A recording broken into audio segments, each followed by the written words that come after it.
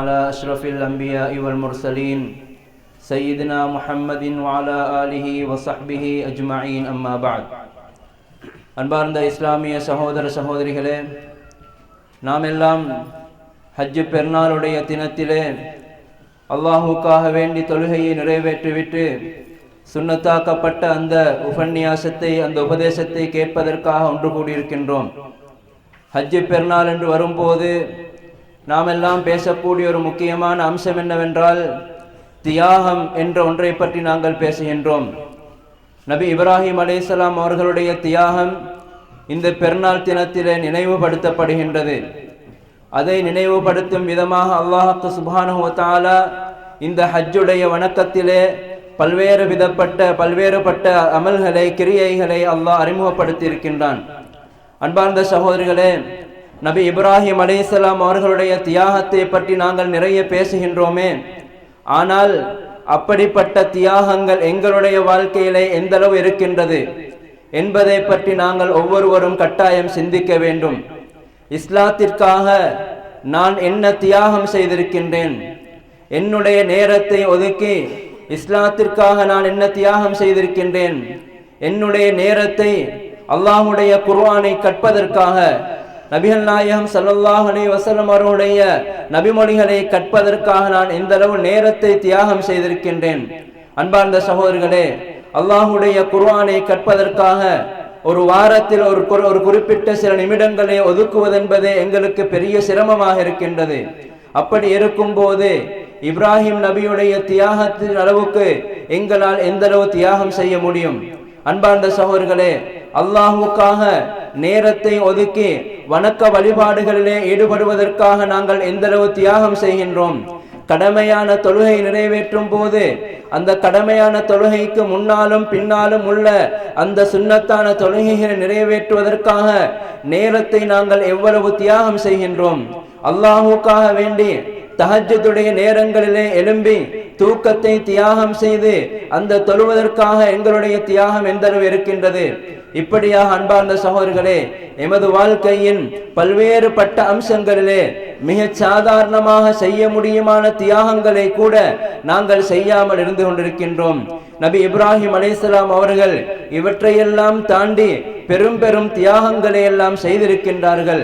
எனவே இந்த நாளிலே நாங்கள் எங்களுடைய வாழ்க்கையிலே மார்க்கத்துக்காக நாங்கள் செய்ய வேண்டிய தியாகத்தை பற்றி, நாங்கள் செய்திருக்கின்ற தியாகத்தை பற்றி, இதற்கு பின்னால் செய்ய வேண்டியிருக்கின்ற தியாகங்களை பற்றி கட்டாயம் நாங்கள் ஒவ்வொருவருமே சிந்தித்து பார்க்க வேண்டும். இரண்டாவது, அன்பார்ந்த சகோதரர்களே, இந்த ஹஜ்ஜு பெருநாள் தினம் என்று வரும்போது இந்த ஹஜ்ஜு பெருநாள் தினத்திலே நினைவு கூறப்படக்கூடிய ஒரு முக்கியமான குடும்பம் தான் அந்த இப்ராஹிம் அலைஹிஸ்ஸலாம் அவருடைய குடும்பம். அன்பார்ந்த சகோதரர்களே, ஒரு குடும்பமாக ஒரு ஒத்துழைப்போடு மார்க்கத்தை நடைமுறைப்படுத்துவதிலும் மார்க்கத்திற்காக தியாகம் செய்வதிலும் கணவன், மனைவி, பிள்ளைகள் என்று ஒத்துழைப்போடு செயற்பட்ட ஒரு அற்புதமான குடும்பத்தை பற்றி நாங்கள் பேசுகின்றோம். அன்பார்ந்த சகோதரர்களே, இங்கு முக்கியமாக அடையாளப்படுத்தி காட்டப்பட வேண்டிய ஒரு பாத்திரம் இருக்கின்றது. இப்ராஹிம் நபியுடைய குடும்பத்திலே இப்ராஹிம் நபியுடைய மனைவி அந்த ஹாஜர். அன்பார்ந்த சகோதரர்களே, சில நபிமார்களுடைய மனைவிமாரை பற்றி அல்லாஹ் சொல்கின்றான். நபி நூஹுடைய மனைவி நபி நூஹை ஏற்றுக்கொள்ளாத ஒரு பெண்ணாக இருந்தால் அதன் காரணமாக இருக்கலாம் நபி நூஹுடைய பிள்ளை நபி நூஹை ஏற்றுக்கொண்டிருக்கவில்லை. அதே போன்று நபி இப்ராஹிம் அலைஹிஸ்ஸலாம் அவர்களுடைய மனைவி ஹாஜர் அவர்கள் நபி இப்ராஹிம் அலைஹிஸ்ஸலாம் அவர்களுக்கு கட்டுப்படக்கூடிய ஒரு நல்ல ஒரு பெண்ணாக இருந்தார்கள். எனவேதான் நபி இப்ராஹிம் அலைஹிஸ்ஸலாம் அவருடைய அந்த ஹாஜருக்கு கிடைத்த அந்த பிள்ளை இஸ்மாயில் அலைஹிஸ்ஸலாம் அவர்களும் அவ்வாறு இருந்தார்கள். அன்பார்ந்த சகோதரர்களே, நல்ல பிள்ளைகள் உருவாக்கத்திலே, நல்ல குடும்பத்தின் உருவாக்கத்திலே, நல்ல சந்ததியின் உருவாக்கத்திலே மனைவி அல்லது தாயுடைய பங்களிப்பு எந்த அளவு முக்கியமானது என்பதை எங்களுக்கு உணர்த்தி காட்டுகின்றது. எப்போதுமே பெண்கள் இதனை நினைவில் வைத்துக் கொள்ள வேண்டும். கணவருடைய மார்க்கத்துக்காக கணவர் செய்யக்கூடிய தியாகங்களுக்காக மனைவி எப்போதுமே தன்னுடைய ஆதரவை வழங்க வேண்டும், தன்னுடைய ஒத்துழைப்பை வழங்க வேண்டும். மார்க்கம் சொல்லக்கூடிய நல்ல விடயங்களை கணவன் ஏவும் போது அதற்காக மனைவி கட்டுப்பட்டு கணவனுக்கு வழிபட்டு நடக்க வேண்டும் என்பதையே அந்த ஹாஜருடைய அந்த சம்பவம் எங்களுக்கு உணர்த்தி காட்டுகின்றது. நபி இப்ராஹிம் அலைஹிஸ்ஸலாம் அவர்கள் அந்த பாலைவனத்திலே ஹாஜர் அலைஹிஸ்ஸலாம் அவர்களையும் நபி இஸ்மாயில் அலைஹிஸ்ஸலாம் அவர்கள் குழந்தையாக இருக்கும் போது அவர்களையும் விட்டு சென்றார்களே, அந்த நேரத்திலே ஹாஜர் அவர்கள் ஒரு கேள்வி கேட்டார்கள், அல்லாஹு அமரக பிஹாதா, இந்த ஏவலை அல்லாஹ்வா உங்களுக்கு வழங்கினான், இது அல்லாஹ் ஏவியதா என்று கேட்டார்கள். அந்த நேரத்திலே நபி இப்ராஹிம் அலைஹிஸ்ஸலாம் அவர்கள் ஆம் என்று பதில் சொல்ல நேரத்திலே ஹாஜர் சொன்ன பதில் அற்புதமானது. எந்த பெண்களிடமிருந்தும் வராத ஒரு அற்புதமான பதிலை அவர் சொன்னார். இதன் லா யுதையனா, அப்படியாக இருந்தால் அல்லாஹ் எங்களை ஒருபோதும் கைவிட மாட்டான் என்று உறுதியாக சொன்னார்கள். அன்பார்ந்த சகோதரர்களே, இந்த நம்பிக்கை, இந்த ஆழமான உறுதி, இந்த கட்டுப்பாடு, இதுதான் ஒரு மனைவியிடமிருந்து எதிர்பார்க்கப்படுகின்றது என்பதை இந்த சம்பவம் எங்களுக்கு உணர்த்தி காட்டுகின்றது. அன்பார்ந்த சகோதரர்களே, அதே போன்று நபி இப்ராஹிம் அலைஹிஸ்ஸலாம் அவர்களுடைய இந்த ஹஜ், இந்த செயற்பாடுகள், அவர்களுடைய தியாகங்களின் பின்னணியிலே தான் ஹஜ்ஜுடைய வணக்கத்திலே முக்கியமான ஒரு விடயத்தை நாங்கள் செய்து வருகின்றோம். 10ஆம் தினத்திலே ஒரு ஜம்ராவுக்கு கல்லெறிகின்றோம். 11, 12, 13ஆம் தினங்களிலே மினாவில் தரிப்பதை தவிர நாங்கள் செய்யக்கூடிய ஒரே ஒரு வணக்கம் தான் ஜம்ராக்களுக்கு கல்லெறிவது, 3 ஜம்ராக்களுக்கும் கல்லெறிவது. அன்பார்ந்த சகோதரர்களே, இது ஒரு சடங்கு அல்ல, இது ஒரு சம்பிரதாயம் அல்ல. இதிலே நாங்கள் பெற வேண்டிய பல்வேறுபட்ட படிப்பினர் இருக்கின்றது. எங்களுடைய வாழ்க்கையிலே நபி இப்ராஹிம் அலைஹிஸ்ஸலாம் அவர்கள் தங்களுடைய மகனை அறுப்பதற்காக அழைத்து செல்லும் போது 3 இடங்களிலே சைத்தான் குறுக்கிட்டதாக சொல்லப்படுகின்றது. 3 இடங்களிலேயும் நபி இப்ராஹிம் அலைஹிஸ்ஸலாம் அவர்கள் கல்லெறிந்தார்கள். அன்பார்ந்த சகோதரர்களே, எங்களுடைய வாழ்க்கையிலே நாங்கள் சைத்தானுக்கு கல்லெறிவதல்லாமல் எங்களுடைய வாழ்க்கையிலே இப்படியான பல கட்டங்கள் ஏற்படுகின்றன. நாங்கள் ஒரு நல்ல ஒரு விஷயத்தை செய்யும் போது, வணக்க வழிபாடுகளுக்காக செல்லும் போது, அல்லாஹ்வுக்காக எங்களுடைய சொத்திலிருந்து நாங்கள் செலவழிக்கும் போது சைத்தான் குறுக்கிடுகின்றானே. அன்பார்ந்த சகோதரர்களே, சைத்தானுக்கு நாங்கள் கல்லெறிவது போன்ற ஒரு வேலையை நாங்கள் செய்ய வேண்டியிருக்கின்றது. சைத்தானுக்கு கட்டுப்படாமல் இருக்க வேண்டியிருக்கின்றது. எங்களுடைய வாழ்க்கையிலே நபி இப்ராஹிம் அலைஹிஸ்ஸலாம் அவர்களுக்கு ஏற்பட்ட அந்த சந்தர்ப்பத்தை போன்று பல்வேறு சந்தர்ப்பங்கள் ஏற்படுகின்றன. இப்ராஹிம் அலைஹிஸ்ஸலாம் அவர்கள் கல்லெறிந்து சைத்தானை விரட்டினார்கள். ஆனால் நாங்கள் சைத்தானுக்கு கட்டுப்படுகின்றோம். எனவே இந்த ஜம்ராக்களுக்கு கல்லடிப்பதிலே இந்த ஒரு முக்கியமான அர்த்தம் எங்களுக்கு உணர்த்தப்படுகின்றது என்பதை நாங்கள் விளங்கிக் கொள்ள வேண்டும்.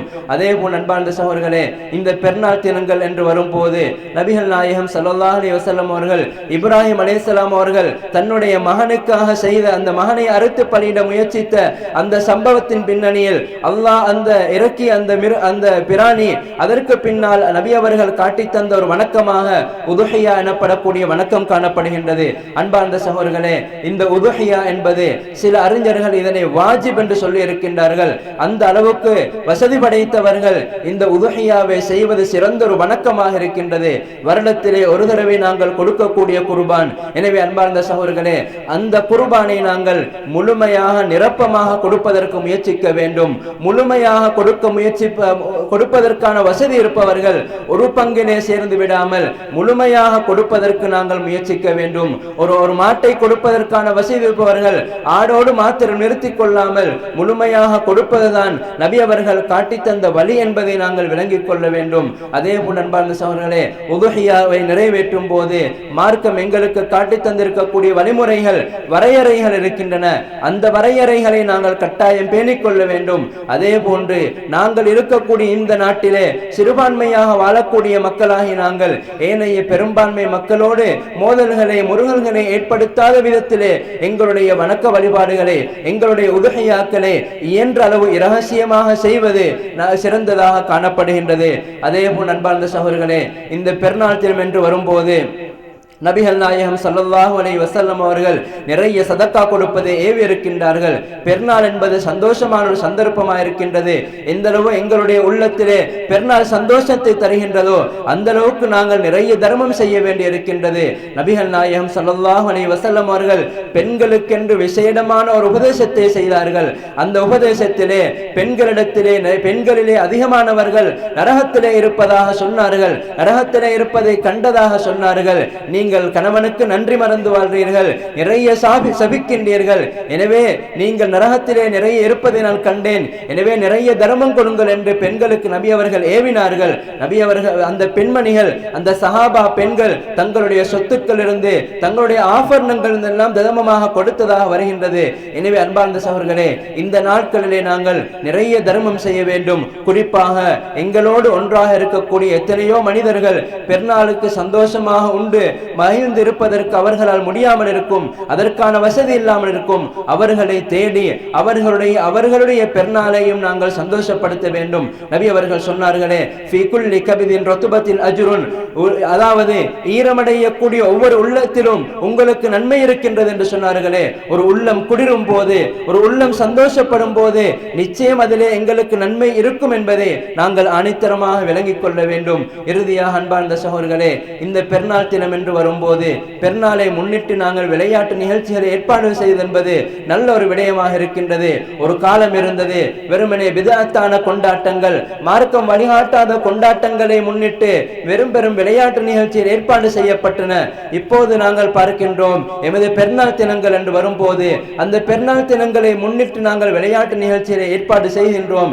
நல்ல விடயம். நபிகள் நாயகம் ஸல்லல்லாஹு அலைஹி வஸல்லம் அவர்களும் பெருநாள் தினங்களிலே விளையாட்டு நிகழ்ச்சிகளை வைத்திருக்கின்றார்கள், அனுமதித்திருக்கின்றார்கள், பார்த்திருக்கின்றார்கள். ஆயிஷா ரலியல்லாஹு அன்ஹா அவர்கள் கூட நபி அவர்களுக்கு பின்னால் இருந்து பார்த்து கொண்டிருந்தார் என்ற செய்தியெல்லாம் ஆதாரபூர்வமான ஹதீஸ்களிலே பதியப்பட்டிருக்கின்றது. ஆனால் விளையாட்டுகள் என்று வரும்போது ஒரு சில விடயங்களை நாங்கள் விளங்கிக் கொள்ள வேண்டும். இயன்ற அளவு விளையாட்டுகள் எமக்கு பிரயோஜனம் தரக்கூடிய, உடல் ரீதியாக, உள ரீதியாக அல்லது அறிவு ரீதியாக எங்களுக்கு பிரயோஜனம் அளிக்கக்கூடிய விளையாட்டுகளை நாங்கள் பேணிக்கொள்ள தெரிவு செய்து கொள்ள வேண்டும். அதே போல் அன்பார்ந்த சகோதரர்களே, விளையாட்டுக்களை நாங்கள் செய்யும் போது மார்க்க வரம்புகளை நாங்கள் மீறிவிடக் கூடாது. குறிப்பாக பெருநாள் தினம் என்பது அல்லாஹ்வை மகிழ்ச்சிப்படுத்த, அல்லாஹ்வை மகத்துவப்படுத்தக்கூடிய, அல்லாஹ்வை கண்ணியப்படுத்தக்கூடிய ஒரு முக்கியமான தினம். எனவே அதனை முன்னிட்டு ஏற்படுத்தக்கூடிய விளையாட்டுகளிலே இசை போன்ற, ஆண் பெண் கலப்பு போன்ற மார்க்கத்துக்கு முரணான அம்சங்களை நாங்கள் முற்றுமுழுதாக தவிர்த்து கொள்ள வேண்டும். எனவே அன்பார்ந்த சகோதரர்களே, இந்த அடிப்படையிலே எங்களுடைய வாழ்க்கையிலே எங்களுடைய பெருநாள்களை சந்தோஷமாக அல்லாஹ் விரும்பக்கூடிய விதத்திலே அமைத்துக் கொள்வோமாக. அதற்கு எல்லாம் அல்லாஹ் சுப்ஹானஹு வ தஆலா எங்கள் அனைவருக்கும் அருள் புரிவானாக. வ ஆகிரு தஅவானா அல்ஹம்துலில்லாஹி ரப்பில் ஆலமீன்.